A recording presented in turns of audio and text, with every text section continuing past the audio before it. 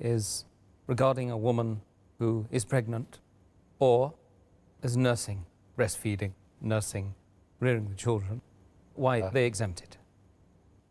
According to the verse of the Quran in Surah Baqarah, chapter number 2, verse number 185, that if a person is ill and traveling, he can make up his prescribed periods of day of fasting later on. So most of the fuqahas, most of the scholars, they say that these women who are pregnant and breastfeeding, they come under the category of those who are ill. So therefore, if they want, they can abstain from fasting. But there are clear-cut Sahih hadith in which the Prophet has exempted these women from fasting.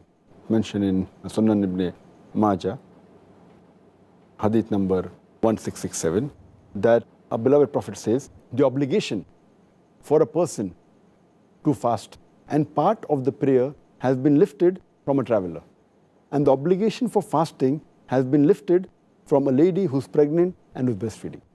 Our beloved Prophet Muhammad also said, it's mentioned in Sunan Nisai, in the book of fasting, hadith number 2274, that Allah subhanahu wa ta'ala has relieved the traveler from fasting and half his prayer, and Allah subhanahu wa ta'ala has relieved the pregnant woman and the woman who's breastfeeding from fasting.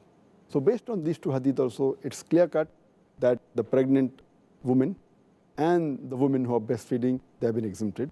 And the logical reason that one can think is because when a lady, she's pregnant or she's breastfeeding, the food she eats is not only for herself, it's for herself as well as the baby she's carrying or the baby she's feeding.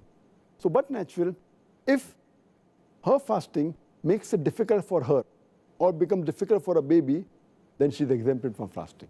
But if she's in the early stage of pregnancy, and if she feels, or she's breastfeeding, and if she feels that fasting will not cause any damage to her health and will not cause a damage to the baby, then she should fast.